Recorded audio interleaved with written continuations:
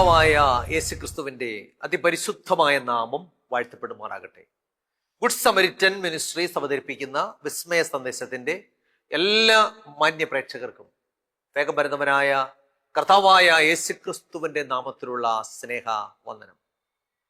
കർത്താവിൽ പ്രിയമുള്ളവരെ, വീണ്ടും നമുക്കൊരു പുതിയ ദിവസത്തിന്റെ പുലർകാലം കൂടെ കാണുവാൻ, ദൈവവചനവുമായിട്ട് നമ്മുടെ പുതിയ ദിവസം ആരംഭിക്കുവാൻ സർവശക്തനായ കർത്താവ് നമുക്ക് തന്നിരിക്കുന്ന നല്ല അവസരത്തിനായി ഞാൻ കർത്താവിനെ വാഴ്ത്തി സ്തുതിക്കുന്നു. നാം ഈ ദിവസങ്ങളിൽ ചിന്തിച്ചുകൊണ്ടിരിക്കുന്ന വിഷയം എന്താണ്? ദൈവത്തിന്റെ വചനം എന്നുള്ള വിഷയമാണ്. കഴിഞ്ഞ 5 എപ്പിസോഡുകളായി നമ്മൾ തുടർച്ചയായിട്ട് ഈ വചനം ചിന്തിക്കുകയായിരുന്നു. ഇന്ന് അതിൻ്റെ 6ാമത്തെ എപ്പിസോഡിലേക്കാണ് കടന്നു വന്നിരിക്കുന്നത്. നമുക്ക് വളരെ പ്രാർത്ഥനയോടെ ദൈവവചനത്തിന്റെ മുന്നിലായിരിക്കാം. തിരുവചനമാണ് നമ്മെ അത്ഭുത പ്രകാശത്തിലേക്ക് വഴി നടത്തുന്നത്. തിരുവചനമാണ് നമ്മുടെ അജ്ഞതകളെ മാറ്റുന്നത്. തിരുവചനമാണ് നമുക്ക് ജീവിതത്തിൽ പ്രത്യാശയും ധൈര്യവും നൽകുന്നത്. ഈ ദൈവത്തിന്റെ മാറ്റമില്ലാത്ത തിരുവചനം നമ്മുടെ ജീവിതത്തിൽ ക്രിയ ചെയ്യട്ടെ എന്ന് ഞാൻ ആത്മാർത്ഥമായിട്ട് പ്രാർത്ഥിക്കുന്നു. ഇന്നത്തെ എപ്പിസോഡിൽ ദൈവവചനം എന്നുള്ള വിഷയത്തോടനുബന്ധിച്ച് 6ാമത്തെ എപ്പിസോഡിൽ നമ്മൾ ചിന്തിക്കുന്നത് ദൈവവചനത്തിന്റെ ഉദ്ദേശം. ദൈവവചനത്തിന്റെ ഉദ്ദേശം ചിന്തയ്ക്ക് നമുക്കൊരു വാക്യം വായിക്കാം. അപ്പോസ്തലനായ പൗലോസ് തിമോഥെയോസിന് എഴുതിയ 2ാം ലേഖനം 3ാം അധ്യായം അതിന്റെ 16-17 വാക്യങ്ങൾ. പൗലോസ് തിമോഥെയോസിന് എഴുതിയ 2ാം ലേഖനം 3ാം അധ്യായം 16-17 വാക്യങ്ങൾ. അവിടെ എന്താ വായിക്കുന്നത്? എല്ലാ തിരുവെഴുത്തും ദൈവശ്വാസീയമാകയാൽ ദൈവത്തിന്റെ മനുഷ്യൻ സകല സൽപ്രവൃത്തിക്കും വക പ്രാപിച്ച് തികഞ്ഞവനാകേണ്ടതിന് ഉപദേശത്തിനും ശാസനത്തിനും ഗുണീകരണത്തിനും നീതിയിലെ അഭ്യാസത്തിനും പ്രയോജനമുള്ളതാകും. വളരെ സുപ്രധാനമായ ഒരു വാക്യമാണ് വായിച്ചത്. എല്ലാ തിരുവെഴുത്തും ദൈവശ്വാസീയമാകയാൽ ദൈവത്തിന്റെ മനുഷ്യൻ സകല സൽപ്രവൃത്തിക്കും വക പ്രാപിച്ച് തികഞ്ഞവനാകേണ്ടതിന് ഉപദേശത്തിന് ശാസനത്തിന് ഗുണീകരണത്തിന് നീതിയിലെ അഭ്യാസത്തിനും പ്രയോജനമുള്ളതാകുന്നു. ദൈവത്തിന്റെ സ്തോത്രം. ഇന്ന് ആയിരക്കണക്കിന് കോടിക്കണക്കിന് പുസ്തകങ്ങൾ ഇന്നത്തെ ലോകത്തിലുണ്ട്. ധാരാളം പുസ്തകങ്ങൾ ലോകം കണ്ടിട്ടുണ്ടെങ്കിലും നൂറ്റാണ്ടുകളായി മനുഷ്യ മനസ്സുകളെ ഇത്രത്തോളം സ്വാധീനിച്ചിട്ടുള്ള മറ്റൊരു പുസ്തകവും ലോകചരിത്രം കണ്ടിട്ടില്ല. വിശുദ്ധ വേദ പുസ്തകം. ദൈവത്തിന്റെ സ്തോത്രം. അപ്പൊ ജനമനസ്സുകളിൽ നൂറ്റാണ്ടുകളായിട്ട് ഇടം പിടിച്ചിട്ടുള്ള പുസ്തകമാണ് വിശുദ്ധ വേദ പുസ്തകം.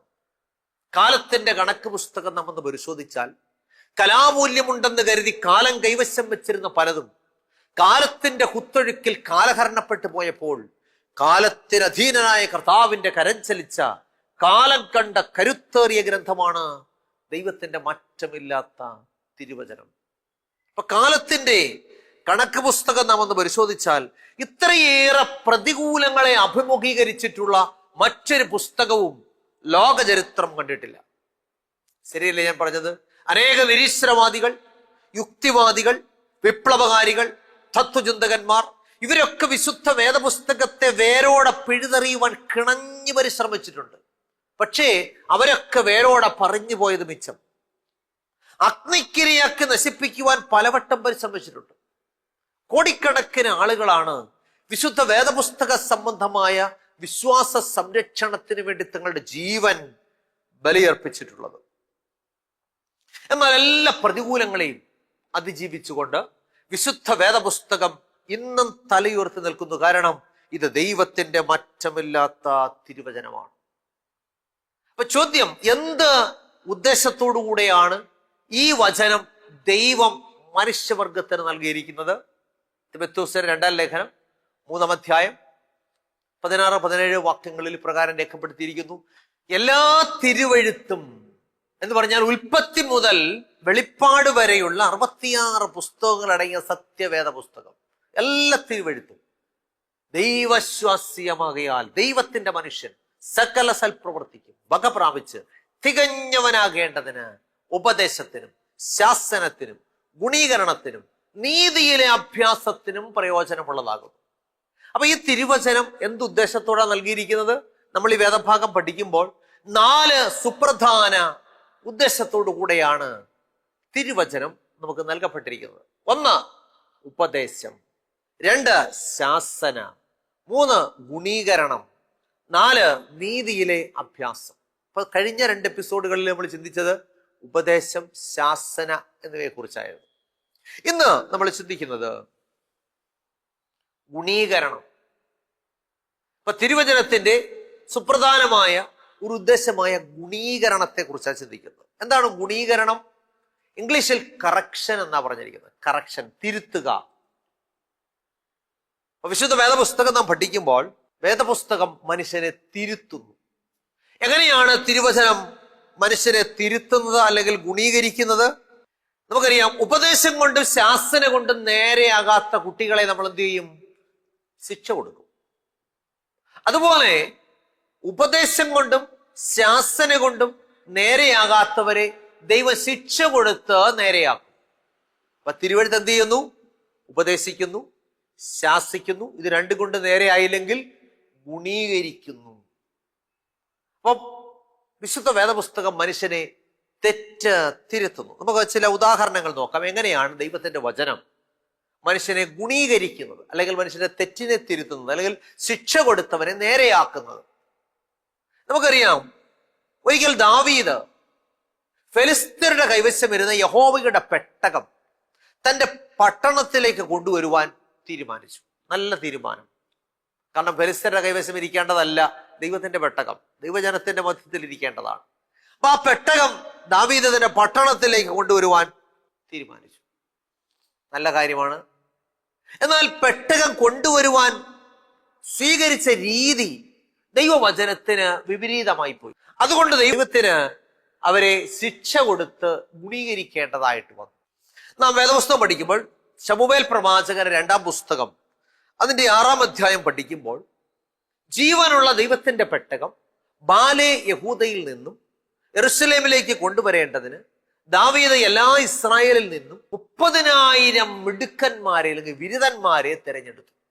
അവരുമായിട്ട് എന്ത് ചെയ്തു? പെട്ടകം കൊണ്ടുവരാനായിട്ട് പോയി. നാം തിരുവചന ഭാഗം പഠിക്കുമ്പോൾ അവർ ദൈവത്തിന്റെ പെട്ടകം ഒരു പുതിയ വണ്ടിയിൽ കയറ്റി കുന്നിന്മേലുള്ള അബീനാദാവിന്റെ ഭവനത്തിൽ നിന്നും കൊണ്ടുവന്നു. അബീനാദാവിന്റെ പുത്രന്മാരായ ഉസ്സയും അഹ്യോവുമായിരുന്നു വണ്ടി തെളിച്ചത്. ഒരുപക്ഷെ പെട്ടകം ചില നാളുകൾ അവരുടെ വീട്ടിൽ ഇരുന്നിരുന്നു എന്നുള്ള പഴമയും പാരമ്പര്യവും വെച്ചുകൊണ്ടായിരിക്കാം വണ്ടി തെളിക്കുവാൻ അവരെ നിയോഗിക്കുവാൻ ദാവീദിനെ പ്രേരിപ്പിച്ചത്. എന്നാൽ നാം തിരുവചനം പഠിക്കുമ്പോൾ അവർ ഇങ്ങനെ യാത്ര ചെയ്തു വരുമ്പോൾ നാഖോന്റെ കളത്തിങ്കൽ എത്തിയപ്പോൾ ബഹളം നിമിത്തം കാള വിരണ്ടു. പെട്ടകം താഴെ വീഴാൻ തുടങ്ങി. പെട്ടകം താഴെ വീഴാതിരിപ്പാൻ ഉസ്സ കൈ നീട്ടി പെട്ടകത്തെ പിടിച്ചു. അപ്പോൾ യഹോവയുടെ കോപം അവന്റെ നേരെ ജ്വലിച്ചു. അവന്റെ അവിവേക നിമിത്തം യഹോവ അവനെ സംഹരിച്ചു. അവൻ പെട്ടകത്തിന്റെ അടുക്കൽ വെച്ച് മരിച്ചുപോയി. അന്ന് ദാവീദ് യഹോവയെ ഭയപ്പെട്ടു എന്ന് തിരുവചനത്തിൽ രേഖപ്പെടുത്തിയിരിക്കുന്നു. അന്ന് ദാവീദ് യഹോവയെ ഭയപ്പെട്ടു പോയി. അതുകൊണ്ട് ദൈവത്തിന്റെ പെട്ടകം എന്ത് ചെയ്തു? ഫെലിസ്ത്യരുടെ കൈവശം വരുന്ന പെട്ടകം തന്റെ പട്ടണത്തിലേക്ക് കൊണ്ടുവരുവാൻ പോയ ദാവീദിന് ഉസ്സ എന്ന മിടുമിടുക്കന്റെ അതിദാരുണ്യമായ അന്ത്യം കാണേണ്ടി വന്നു. അതുകൊണ്ട് ദാവീദ് ഭയപ്പെട്ട് പെട്ടകം പട്ടണത്തിലേക്ക് കൊണ്ടുവരാതെ ഓബേദ് ഏദോമിന്റെ വീട്ടിൽ കൊണ്ടുവച്ചു. ചോദ്യം, എന്തുകൊണ്ടാണ് പെട്ടകത്തെ കയറി പിടിച്ച ഉസ്സ അതിദാരുണമായിട്ട് കൊല്ലപ്പെട്ടത്? പെട്ടകം താഴെ വിരാഴിക്കാനല്ലേ അദ്ദേഹം പിടിച്ചത്. പിന്നെ എന്തുകൊണ്ട് അദ്ദേഹം അവിടെ വെച്ച് മരിച്ചുപോയത്? യഹോവ അവനെ സംഹരിച്ചു. അതിന്റെ കാരണം അറിയണമെങ്കിൽ ദാവീദ് ഈ പെട്ടകം രണ്ടാമത് കൊണ്ടുവരുവാൻ പോയ ചരിത്രം ഒന്ന് പഠിച്ചാൽ മനസ്സിലാകും. അപ്പൊ ആദ്യം കൊണ്ടുവരാൻ പോയ ദാവീദ് ഭയപ്പെട്ട് ഓബേദ് ഏദോമിന്റെ വീട്ടിൽ വെച്ചിട്ട് തിരിച്ചിഞ്ഞ് പോരുന്നു, കൊണ്ടുവന്നില്ല. ഇനി രണ്ടാമത് ഈ പെട്ടകം കൊണ്ടുവരാൻ ദാവീദ് പോകുന്നുണ്ട്. ആ സംഭവം നമ്മളത് പഠിച്ചാൽ നമുക്കൊരു കാര്യം മനസ്സിലാവും, എന്തുകൊണ്ടാണ് ദൈവം ഉസ്സയെ സംഹരിച്ചതെന്ന്. നമ്മൾ ദിനവൃത്താന്തങ്ങളുടെ 1-ാം പുസ്തകം 15-ാം അധ്യായം അതിന്റെ 2 അതുപോലെ 13 വാക്യങ്ങൾ നമുക്കൊന്ന് വായിക്കാം. ദിനവൃത്താന്തങ്ങളുടെ 1-ാം പുസ്തകം 15-ാം അധ്യായം 2-ാമത്തെ വാക്യവും 13-ാമത്തെ വാക്യവും. 2-ാമത്തെ വാക്യത്തിൽ ഇങ്ങനെ വായിക്കുന്നു, അന്ന് ദാവീദ് എന്ന് രണ്ടാമത് പെട്ടകം കൊണ്ടുവരുവാൻ പോയപ്പോൾ ദാവീദ് ലേവ്യരോട് എന്താ പറയുന്നത്? ലേവ്യരല്ലാതെ ആരും ദൈവത്തിന്റെ പെട്ടകം ചുമക്കേണ്ടതല്ല. അവരെയല്ലോ തന്റെ പെട്ടകം ചുമപ്പാനും തനിക്ക് എന്ന് ശുശ്രൂഷ ചെയ്യുവാനും യഹോവ തിരഞ്ഞെടുത്തിരിക്കുന്നത് എന്ന് പറഞ്ഞു. അപ്പൊ രണ്ടാമത് പെട്ടകം കൊണ്ടുവരാൻ പോയപ്പോൾ ദാവീദ് എന്താ പറഞ്ഞത്? ലേവ്യരല്ലാതെ ആരും യഹോവയുടെ പെട്ടകം ചുമക്കേണ്ടതില്ല. അവരെയാണ് ദൈവത്തിന്റെ പെട്ടകം ചുമപ്പാനും ദൈവത്തിന് ശുശ്രൂഷ ചെയ്യുവാനും യഹോവ തിരഞ്ഞെടുത്തിരിക്കുന്നത്. ഇനി അതിന്റെ 13-ാമത്തെ വാക്യത്തിൽ ഇങ്ങനെ വായിക്കുന്നു, ആദിയിൽ നിങ്ങൾ തന്നെ അത് ചെയ്യുക കൊണ്ട്. എന്ന് പറഞ്ഞാൽ ഒന്നാമത് പെട്ടകം കൊണ്ടുവരാൻ പോയപ്പോൾ അവരല്ല പെട്ടകം ചുമന്നത്. ആദിയിൽ നിങ്ങൾ തന്നെ അത് ചെയ്യായിക കൊണ്ട് നമ്മുടെ ദൈവമായ യഹോവ നമുക്ക് ഛേദമുണ്ടാക്കി എന്ന് പറഞ്ഞാൽ ഉസ്സയെ ഛേദിച്ചു. നാം അവിടുത്തെ നിയമപ്രകാരമല്ലല്ലോ അന്വേഷിച്ചത്. അപ്പൊ ആദ്യം പെട്ടകം കൊണ്ടുവരാൻ പോയപ്പോൾ ദൈവവചനത്തിന്റെ വ്യവസ്ഥയ്ക്ക് വിപരീതമായ പോക്കായിരുന്നു.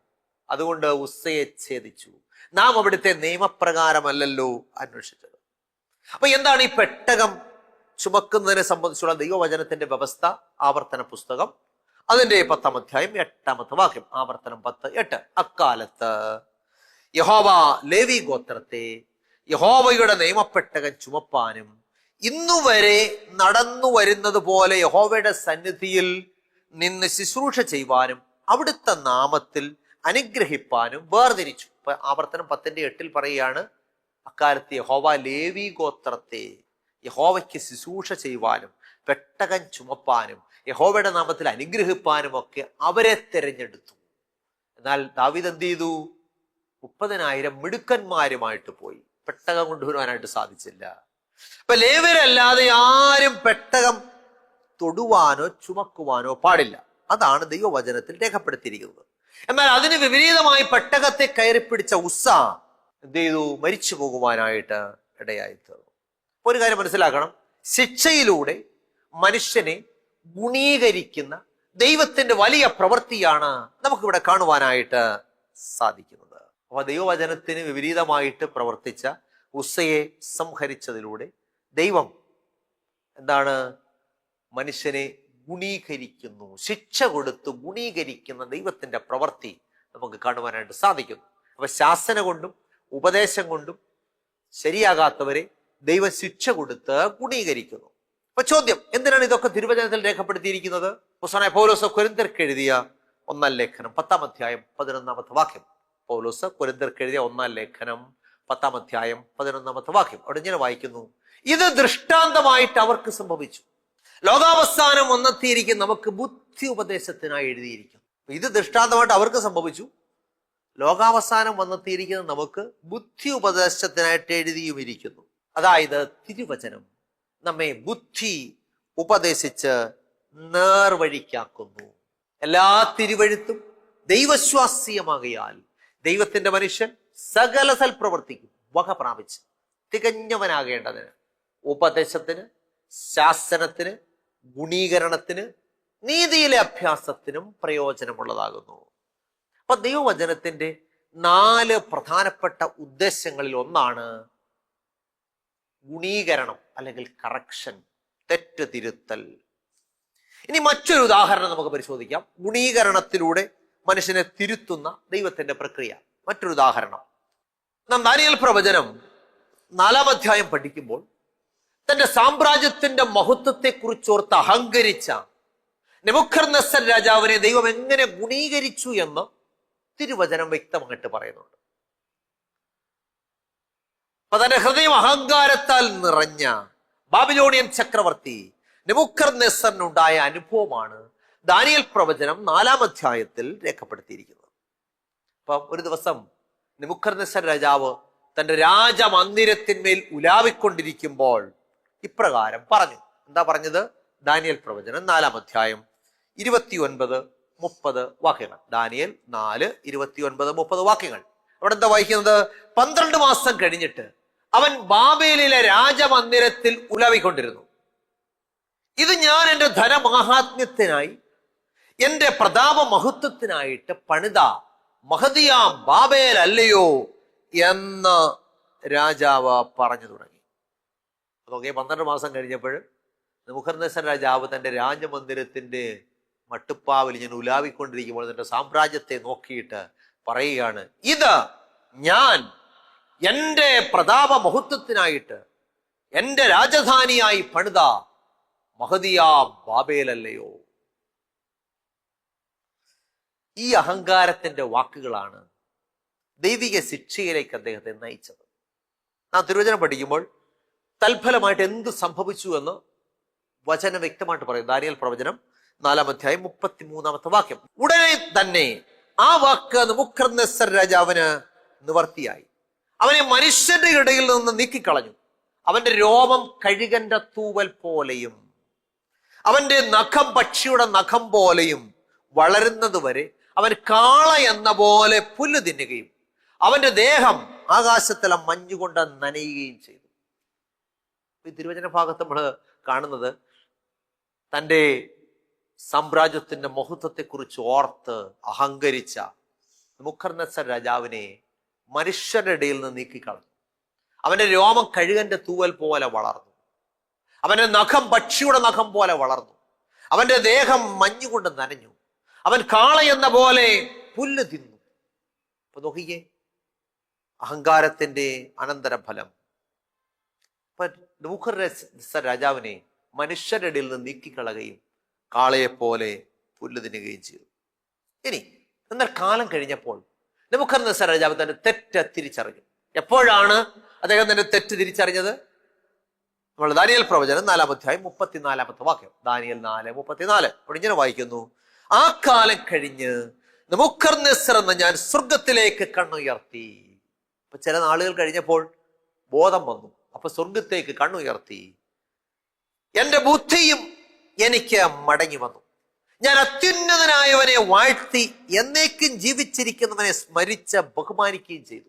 അപ്പൊ സ്വർഗത്തിലേക്ക് കണ്ണുയർത്തിയപ്പോൾ എന്റെ ബുദ്ധി എനിക്ക് മടങ്ങി വന്നു. അപ്പൊ കാളയെ പോലെ പുല്ല് തിന്നു. ചില നാളുകൾ കഴിഞ്ഞപ്പോൾ സ്വർഗത്തിലേക്ക് കണ്ണുയർത്തിയപ്പോൾ ബുദ്ധി മടങ്ങി വന്നു. ദൈവത്തിന് സ്തോത്രം. അപ്പൊ നെബൂഖദ്നേസർ രാജാവ് ഉയരത്തിലേക്ക് കണ്ണുയർത്തിയപ്പോഴാണ് കണ്ണുയർത്തി അത്യുന്നതനായ ദൈവത്തെ മഹത്വപ്പെടുത്തിയപ്പോൾ അദ്ദേഹത്തിന്റെ ബുദ്ധി അദ്ദേഹത്തിന് മടങ്ങി വന്നു. ദൈവത്തിന് സ്തോത്രം. അതുകൊണ്ട് അതിന് എന്ത് നേട്ടമുണ്ടായി? ദാനിയേൽ പ്രവചനം 4-ാം അധ്യായം 36-ാമത്തെ വാക്യം. ദാനിയേൽ 4:36 അവിടെ എന്താ വായിക്കുന്നത്? ആ നേരത്ത് തന്നെ എന്റെ ബുദ്ധി മടങ്ങി വന്നു. എന്റെ രാജ്യത്വത്തിന്റെ മഹത്വത്തിനായി എന്റെ മഹിമയും മുഖപ്രകാശവും മടങ്ങി വന്നു. എന്റെ മന്ത്രിമാരും മഹത്തുക്കളും എന്നെ അന്വേഷിച്ചു. ഞാൻ രാജ്യത്വത്തിൽ യഥാസ്ഥാനപ്പെട്ടു. ശ്രേഷ്ഠ മഹത്വം എനിക്ക് അധികമായി സിദ്ധിച്ചു. അപ്പൊ നമ്മൾ തിരുവചനം പഠിക്കുമ്പോൾ അദ്ദേഹം ദൈവത്തിങ്കലേക്ക് കണ്ണുയർത്തിയപ്പോൾ അദ്ദേഹത്തിന്റെ ബുദ്ധി മടങ്ങി വന്നു. അദ്ദേഹത്തിന്റെ മന്ത്രിമാരും മഹത്തുക്കളും അദ്ദേഹത്തെ അന്വേഷിച്ചു. അദ്ദേഹത്തെ രാജ്യത്വത്തെ യഥാസ്ഥാനപ്പെട്ടു. ശ്രേഷ്ഠമായ മഹത്വം അദ്ദേഹത്തിന് സിദ്ധിച്ചു. ദൈവത്തിന് സ്തോത്രം. അപ്പൊ തന്നെ രാജ്യത്വത്തിൽ സ്ഥിരപ്പെടുവാൻ അദ്ദേഹത്തിന് കഴിഞ്ഞു. അപ്പൊ എത്ര ഉന്നതമായിട്ടാണ് ദൈവം നെബൂഖദ്നേസർ രാജാവിനെ ശിക്ഷ കൊടുത്ത് ഗുണീകരിച്ചത്. അപ്പൊ നെബൂഖദ്നേസർ വരുത്തിയ തെറ്റ് നാം ആവർത്തിക്കാതിരിക്കുവാൻ തിരുവചനം നമുക്ക് വ്യക്തമായ നിർദ്ദേശം നൽകുന്നുണ്ട്. പ്രിയമുള്ളവരെ, ഉപദേശം കൊണ്ടും ശാസന കൊണ്ടും നേരെയാകാത്തവരെ ദൈവം ശിക്ഷ കൊടുത്ത് ഗുണീകരിക്കുന്നു. അപ്പൊ നെബൂഖദ്നേസർ രാജാവ് അഹങ്കരിച്ചു, ശിക്ഷ കൊടുത്തു, ഗുണീകരിച്ചു. ഇദ്ദേഹം വരുത്തിയ തെറ്റ് നമ്മൾ ആവർത്തിക്കാൻ പാടില്ല. അതിനായിട്ട് നമുക്ക് ഉപദേശം തന്നിട്ടുണ്ട്. ആവർത്തന പുസ്തകം 8-ാം അധ്യായം അതിന്റെ 12, 13, 17 വാക്യങ്ങൾ. ആവർത്തനം 8, 12, 13, 17 വാക്യങ്ങൾ. അവിടെ എന്താ വായിക്കുന്നത്? നീ ഭക്ഷിച്ച് തൃപ്തി പ്രാപിച്ചു നല്ല വീടുകൾ പണിതവയിൽ പാർക്കുമ്പോഴും നിന്റെ ആടുമാടുകൾ പെരുകി നിനക്ക് വെള്ളിയും പൊന്നും ഏറി നിനക്കുള്ളതൊക്കെയും വർദ്ധിക്കുമ്പോഴും നിന്റെ ഹൃദയം നിഗളിക്കാതിരിപ്പാനും. നെബൂഖദ്നേസർ രാജാവ് എപ്പോഴാണ് അഹങ്കരിച്ചത്? വലിയ പ്രതാപവും മഹത്വം ഉണ്ടായപ്പോഴാണ്. നമ്മോട് വചനം എന്താ പറയുന്നത്? നീ ഭക്ഷിച്ച് തൃപ്തി പ്രാപിച്ച് നല്ല വീടുകൾ പണിതവയിൽ പാർക്കുമ്പോഴും നിനക്ക് ആടുമാടുകൾ പെരുകി നിനക്ക് വെള്ളിയും പൊന്നും ഏറി നിനക്കുള്ളതൊക്കെയും വർദ്ധിക്കുമ്പോഴും നിന്റെ ഹൃദയം നിഗളിക്കാതിരിപ്പാനും. ഇനി വാക്യം 17, എന്റെ ശക്തിയും എന്റെ കൈയുടെ ബലവും ഈ സമ്പത്തുണ്ടാക്കി എന്ന് നിന്റെ ഹൃദയത്തിൽ പറയാതിരിപ്പാനും സൂക്ഷിച്ചു കൊള്ളണം. അപ്പൊ എപ്പോഴും മനുഷ്യന് അഹങ്കാരം വരുന്നത് എപ്പോഴാ? വലിയ വീടും വാഹനങ്ങളും പ്രതാപങ്ങളൊക്കെ ഉണ്ടാകുമ്പോഴാണ്. അപ്പൊ വചനം പറയാണ്, എന്റെ ശക്തിയും എന്റെ കൈയുടെ ബലവും ഈ സമ്പത്തുണ്ടാക്കി എന്ന് നിന്റെ ഹൃദയത്തിൽ പറയാതിരിപ്പാൻ സൂക്ഷിച്ചു കൊള്ളണം. അപ്പൊ നമ്മുടെ ഹൃദയത്തിൽ പോലും അഹങ്കാരം ഉണ്ടാകരുതെന്ന് തിരുവചനം പറയുന്നു. ഇസ്രായേൽ ജനത്തിന്റെ അനുഭവം നമ്മൾ പഠിക്കുമ്പോൾ നമുക്കറിയാം, ദൈവം തന്റെ ജനത്തെ നീണ്ട 70 വർഷം ബാബേലിൽ അയച്ച് ഗുണീകരിച്ചു. തിരുവചനം പഠിക്കുമ്പോൾ ഇസ്രായേൽ ജനം 70 വർഷം എവിടായിരുന്നു? ബാബേലിൽ അടിമകളായിരുന്നു. അവരെ ദൈവം ഗുണീകരിച്ചു. അപ്പൊ ഇസ്രായേൽ ജനം ബാബേലിൽ അടിമകളായി പോയതിന്റെ അടിസ്ഥാന കാരണം എന്തായിരുന്നു? ദൈവത്തിന്റെ ഉപദേശം കേൾക്കാഞ്ഞതാ, അല്ലെ? അപ്പം ഉപദേശവും ശാസനയും കേട്ടില്ലെങ്കിൽ എന്ത് പറ്റും? ദൈവം ഗുണീകരിക്കും, ശിക്ഷ കൊടുത്ത തെറ്റിനെ തിരുത്തും. അപ്പൊ ഇസ്രായേൽ ജനം എന്ത് തെറ്റാ ചെയ്തത്? അടിമകളായി പോകത്തക്കവണ്ണം വായിക്കാം വിശുദ്ധ വേദപുസ്തകത്തില് ഇരമ്യാ പ്രവചനം 17-ാം അധ്യായം 21, 22 വാക്യങ്ങൾ. ഇരമ്യാവ് 17, 21, 22 വാക്യങ്ങൾ. യഹോവ ഇപ്രകാരം അരുളി ചെയ്യുന്നു, സൂക്ഷിച്ചുകൊള്ളുവീൻ, ശബത നാളിൽ യെരൂശലേമിന്റെ വാതിലുകളിൽ കൂടി യാതൊരു ചുമടും ചുമന്നകത്തു കൊണ്ടുവരരുത്. ശബത നാളിൽ നിങ്ങളുടെ വീടുകളിൽ നിന്ന് യാതൊരു ചുമടും ചുമന്ന് പുറത്തു കൊണ്ടുപോകാതെയും യാതൊരു വേലയും ചെയ്യാതെയും ശബത നാൾ വിശുദ്ധീകരിപ്പീൻ. അപ്പൊ ദൈവം പറയുക, ശബത നാളിൽ യാതൊരു ചുവടും ചുമന്ന് യെരൂശലേമിലേക്കും കൊണ്ടുവരരുത്. നിങ്ങളുടെ വീടുകളിൽ നിന്ന് യാതൊരു ചുവടും ചുമന്ന് ഈ വിശുദ്ധ ദിവസത്തിൽ യെരൂശലേമിന് പുറത്തേക്കും കൊണ്ടുപോകരുത്. വീണ്ടും വാക്യം 27 പറയുകയാണ്, എന്നാൽ ശബത നാൾ വിശുദ്ധീകരിപ്പാനും ശബത നാളിൽ യെരൂശലേമിന്റെ വാതിലുകളിൽ കൂടി ചുമട് ചുമന്നുകൊണ്ട് പോകാതെ ഇരിപ്പാനും നിങ്ങൾ എന്റെ വാക്ക് കേട്ടനുസരിക്കുകയില്ലെങ്കിൽ ഞാൻ ഇതിന്റെ വാതിലുകളിൽ തീ കൊളുത്തും, അത് കെട്ടുപോകാതെ യെരൂശലേമിലെ അരമനകളെ ദഹിപ്പിക്കും. അപ്പൊ അനുസരിച്ചില്ല എങ്കിൽ ഞാൻ തീ കൊളുത്തും യെരൂശലേമിന്. അപ്പൊ ദൈവം തന്റെ ജനത്തിന് ആരാധനയ്ക്കായി നൽകിയ വിശുദ്ധ ദിവസമാണ് വിശുദ്ധ ശബത്. ആഴ്ചവട്ടത്തിന്റെ 7-ാം ദിവസമായ ശനിയാഴ്ചയായ വിശുദ്ധ ശബത്. അത് ഇസ്രായേൽ മക്കൾ പാലിച്ചില്ല. അവർ ജോലി ചെയ്യാനും ചുമടി ചുമക്കാനും കറ്റ ചുമക്കാനും ഒക്കെ വിശുദ്ധ ദിവസം ഉപയോഗിച്ചു. അതുകൊണ്ട് എന്തു പറ്റി? ദൈവം അവരെ ഉപദേശിച്ചു, ശാസിച്ചു, ഗുണീകരിച്ചു. എങ്ങനെയാ ഗുണീകരിച്ചത്? രാജാക്കന്മാരുടെ 2-ാം പുസ്തകം 25-ാം അധ്യായം 8 മുതൽ 11 വരെ. രാജാക്കന്മാരുടെ 2-ാം പുസ്തകം 25-ാം അധ്യായം 8 മുതൽ 11 വരെ. 5-ാം മാസം 7-ാം തീയതി നെബൂഖദ്നേസർ രാജാവ് എന്ന ബാബേൽ രാജാവിന്റെ 19-ാം ആണ്ടിൽ തന്നെ ബാബേൽ രാജാവിന്റെ ഭൃത്യനായി അകമ്പടി നായകനായ നെബൂസരദാൻ യെരൂശലേമിൽ വന്നു. അവൻ യഹോവയുടെ ആലയവും രാജധാനിയും ചുട്ടുകളഞ്ഞു. യെരൂശലേമിലെ എല്ലാ വീടുകളും പ്രധാന ഭവനങ്ങളും ഒക്കെയും തീ വെച്ച് ചുട്ടുകളഞ്ഞു. അകമ്പടി നായകനോടുകൂടെ ഉണ്ടായിരുന്ന കൽദയ സൈന്യമൊക്കെയും യെരൂശലേമിന് ചുറ്റുമുള്ള മതിലുകളെ ഇടിച്ചു കളഞ്ഞു.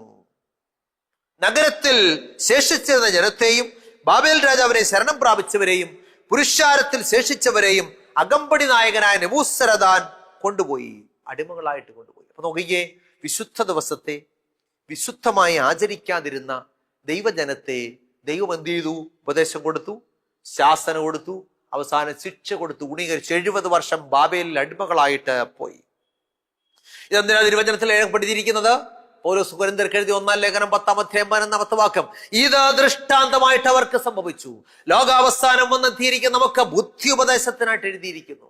പ്രിയമുള്ളവരെ, തിരുവചനം പറയുന്നു, എല്ലാ തിരുവെഴുത്തും ദൈവശ്വാസ്യമാകിയാൽ ദൈവത്തിന്റെ മനുഷ്യൻ സകല സൽപ്രവർത്തിക്കും വക പ്രാപിച്ച് തികഞ്ഞവനാകേണ്ടതിന് ഉപദേശം, ശാസന, ഗുണീകരണം, കറക്ഷൻ, നീതിയിലെ അഭ്യാസം എന്നിവയ്ക്ക് പ്രയോജനമുള്ളതാകുന്നു. അപ്പൊ തിരുവചനം നമ്മെ ഗുണീകരിക്കുന്നു. നാം ദൈവവചനത്തിന്റെ ഉപദേശം കേട്ടനുസരിക്കുന്നില്ലെങ്കിൽ തിരുവചനം നമ്മെ ശാസിക്കും. തിരുവചനം ശാസിക്കുന്നതും കേട്ടില്ലെങ്കിൽ ദൈവം നമ്മെ ശിക്ഷ നൽകി ഗുണീകരിക്കും. അതുകൊണ്ട് ഈ നാളുകളിൽ നമ്മെ തന്നെ ഒന്ന് ആത്മപരിശോധന നടത്താം. നാം ഉപദേശത്തിനനുസരിച്ചാണോ ജീവിക്കുന്നത്? ദൈവവചനത്തിന്റെ വ്യവസ്ഥകൾക്കനുസരിച്ചാണോ ജീവിക്കുന്നത്? നാം തിരുവചനം വായിക്കാറുണ്ടോ? തിരുവചനം ധ്യാനിക്കാറുണ്ടോ? അതിൽ ഉപദേശങ്ങൾ ശ്രദ്ധിക്കാറുണ്ടോ?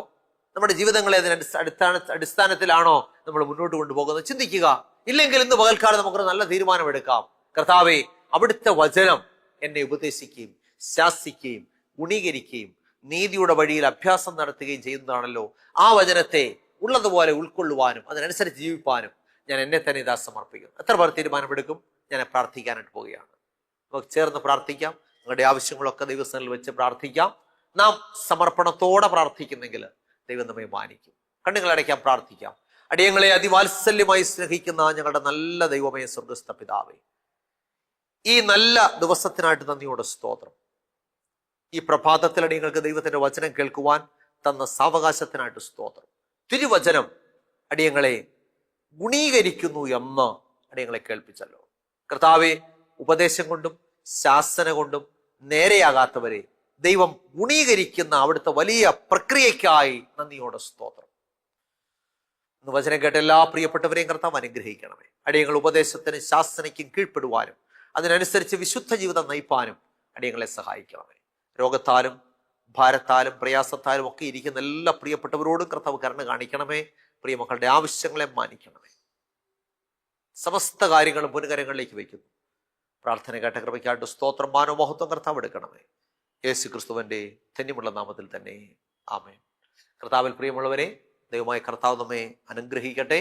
എല്ലാ ഞായറാഴ്ചയും രാവിലെ 6:30 ജയ് ഹിന്ദ് ചാനലിലുള്ള സംപ്രേഷണം നിങ്ങൾ കാണുക, കേൾക്കുക, മറ്റുള്ളവരോടും പറയുക.